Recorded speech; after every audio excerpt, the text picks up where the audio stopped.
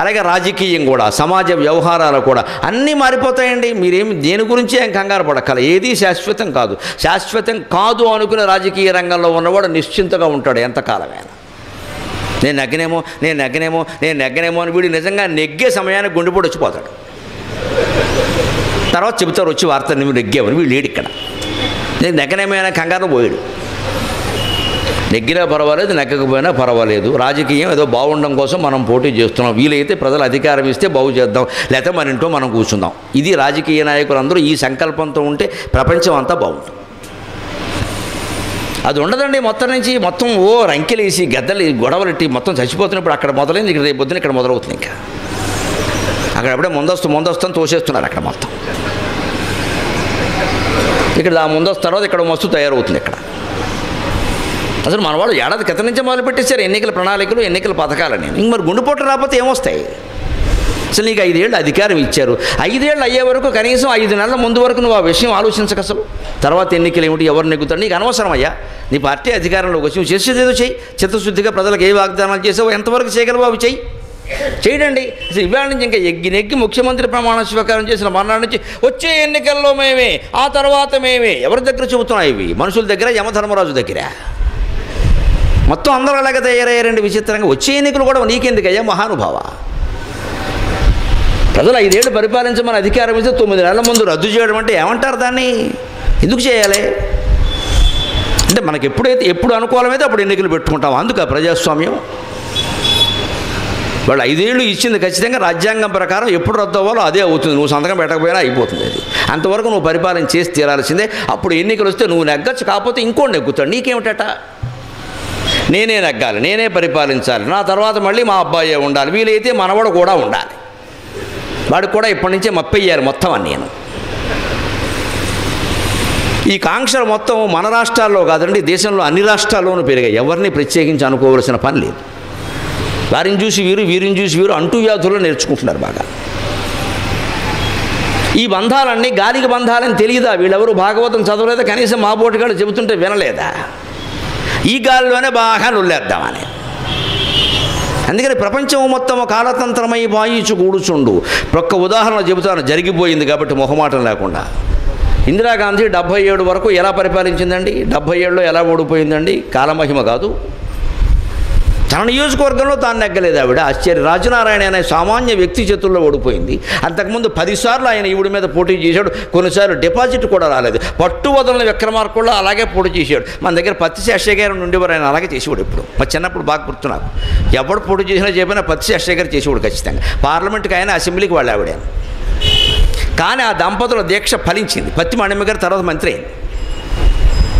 మొత్తం మీద అప్పుడు నేను అనుకున్నా వీళ్ళు పట్టు వదలని విక్రమార్కుల్లో పనిచేశారు, మొత్తం మీద అయ్యారా అనుకున్నాను నేను. అసలు ఆయన స్థాయికి ఆయన ఎన్నికల్లో నెగ్గే స్థితి లేదని తెలుసు, కానీ చేసేవాడు ప్రతిసారి ఇండిపెండెంట్గా వేసేవాడు. ఏదో ఆకో చాకో ఏదో గుర్తించేవారు. చాకే మీ ఓటనేవాడు. 100-200 పడేవి. అయినా సరే పోటీ చేసే చివరికి ఆయన అయ్యాడండి ఖచ్చితంగా. అంత పరిస్థితి ఉంది కదా. ఇందిరాగాంధీ 77లో చేసిన పనులకి, ఎమర్జెన్సీ పెట్టిన పాపానికి తన నియోజకవర్గంలో తాను ఓడిపోయింది, కొడుకు ఓడిపోయాడు. పోనీ అదేమన్నా శాశ్వతం అంటే? వీళ్ళకి అధికారం ఇస్తే మొత్తం కొడుకు చేసి 2 ఏళ్ళు దిగిపోయారు 79 నాటికి. మళ్ళీ 80లో ఎన్నికలు పెడితే ఎక్కడ ఓడిపోయిందో అక్కడే ఆవిడ ఎగ్గింది, కొడుకు నెగ్గాడు. కాలతంత్రం విచిత్రం. నెగ్గాడు కొడుకు, నేను నెగ్గామని ఆనందించాలని భగవంతుడు ఆ సాధ్విక అవకాశం ఇవ్వలేదమ్మా. నెగ్గిన ఏడాదిలోగా సంజయ్ గాంధీని తీసుకెళ్ళిపోయాడు ప్రమాదంలో. ఎంత ఆశ్చర్యకరం, ఎంత దుఃఖం.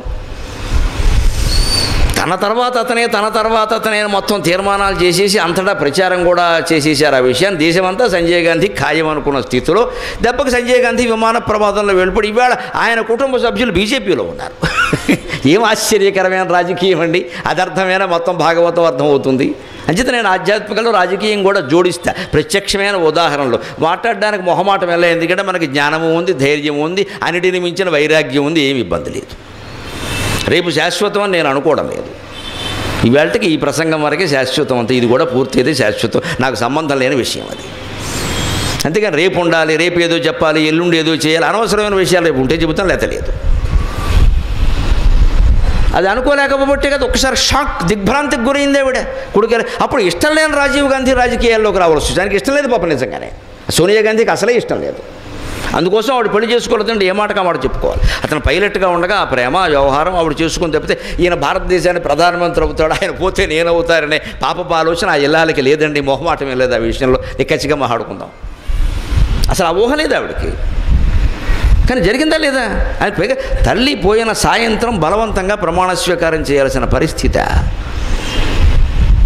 ఆయన ఇష్టం లేని పదవిలో ఆయన ఉన్నాడు. తర్వాత ఆయన పరిస్థితి ఏమిటండి? ఏదో చర్య తీసుకునేసరికి మొత్తం పుష్పగుచ్చం ఇచ్చి లేపేశారు ఆయన్ని. అప్పుడు ఇష్టం లేకపోయినా ఈవిడ రాజకీయాల్లోకి రావాల్సి వచ్చింది. విచిత్రం. ఆవిడకి ఇష్టం లేదు, ఆవిడ వచ్చింది. ఏదో ఇష్టం లేనట్టు అంటీ ముట్టగా ఇష్టం లేకపోయినా అగ్గిని అంటుకుంటుందిగా. అంతే, రాగద్వేషాలు ఏవో ప్రసరించి అయిపోయింది. ఈవేళ ఆవిడ కుమారుణ్ణి ప్రధానమంత్రిని చేద్దామంటే 10 ఏళ్ల పాటు దేశానికి వాళ్ళ పార్టీ నాయకత్వంలో ఉన్న చెయ్యలేకపోయారండి. కాలమహిమ.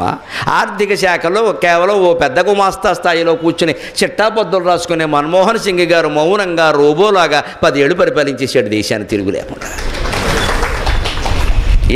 ఎక్కడ ఏమి జరిగినా సరే మళ్ళీ జరగకుండా అన్ని చర్యలు తీసుకుంటాం, అంతవరకు మోసుకుంటాం అంతే హాయిగా. ఎక్కడ జరిగినా మళ్ళీ జరగకుండా ఇప్పుడు జరిగిందనే సంగతి ఏమిటి? అదంతే వెళ్ళిపోయింది. దేశం భరించింది ఆయన 10 ఏళ్ళు. ఒక మహామౌనంలో ఉండే ప్రధానమంత్రిని దేశం భరించింది. ఆయన కేవలం ఆర్థిక శాఖలో ఉండేవాడండి. ఆయన మంత్రిని చేసింది పివి నరసింహారావు గారు. పివి నరసింహారావు గారు తన జీవితంలో తాను ప్రధానమంత్రి అవుతానని అనుకోలేదు, ఆయన అయ్యాడు. విచిత్రంగా అన్ని విచిత్రమే. ఇక మిగిలిన పార్టీలన్నీ మీరు ఊహించుకోండి ఇంకా ఎలా జరిగేవన్నీ పరిణామాలు. ఇదే కాలతంత్రం అంటే. భీష్ముడు ఏం చెప్పాడో అది మొత్తం మన సమాజంలో, తెలుగునాట, భారతదేశంలో మొత్తం రాజకీయాల్లోనే జరిగింది. మన కుటుంబాల్లో ఎంత జరిగిందో ఎవరు ఆలోచించుకున్నా తెలిసిపోతుంది. అనుకున్నది కాకపోవడం, అనుకోనిది ఏదో అవ్వడం, అనుకున్నది తిరగబడిపోవడం, విచిత్రంగా అన్ని చిత్రమేనండి. అందుకని భీష్ముడు చెబుతున్నాడు, భూత భవ్య భవత్ ప్రభుకు విష్ణు సహస్రంలో భూతకాలానికి, రాబోయే కాలానికి, నడుస్తున్న కాలానికి భగవంతుడే అధిపతి. నువ్వు అనవసరంగా ప్రణాళికలు వెయ్యకు. ఇది జరుగుతుందని అనుకోదు, జరిగేలా ప్రయత్నం చేయి. జరిగితే మంచిది, జరగకపోతే మరీ మంచిది, ఇంకోసారి చేయక్కర్లేదు అంతే. ఇది ఎంత నిశ్చింతగా ఉంటుంది. కాలానికి మొత్తం అధిపతి కాలపురుషుడు అయినటువంటి భగవంతుడు. ఆయన ప్రణాళికలో భాగంగా ఏవో నడుస్తుంది. ఎందుకంటే మన కర్మ, మన జీవితం అనేది మన కర్మ ప్రణాళికతోనే లేదు. భార్య కర్మ ప్రణాళిక, పిల్లలు, మనకు అనుబంధం ఉన్నవాడు అందరి ప్రణాళికలు అందులో ఉంటాయండి. అందుకే పెళ్లి చేసేటప్పుడు అమ్మాయి జాతకాలు కలిసేయాలి ఎందుకు చూస్తే ఆ మాత్రం నిమిత్త మాత్రంగానైనా చూడాలి. బొత్తిగా నైదంతారు పెట్టుకుని పెళ్ళిళ్ళు చేసేస్తే మనాడు అంటుకుపోతుంది కాపురం, అనుమానం లేదు అందులో. కొన్ని అసలు చేయకూడదు అలాగా. అందుకే చూస్తారు ఆ మాత్రం. ఇంకా అక్కడి నుంచి ఇదేదో కొంచెం పొడుగ్గా ఉంది, ఇదేదో పొట్టు, అంత విపరీతం అక్కర్లేదు. ఇంకా జాతకాలు ఇవన్నీ ఎప్పుడు స్థూలంగానే పాటించాలి. దయచేసి అర్థం చేసుకోండి, సూక్ష్మంగా వెళ్ళకూడదు. ఎందుకంటే జాతక జ్యోతిష్ శాస్త్రం మొత్తం ఖగోళ శాస్త్రం, మానవ జీవితానికి సంబంధించింది కాదు. అది మొత్తం సమాజ జీవితానికి సంబంధించింది, మొత్తం భూమండలానికి సంబంధించింది.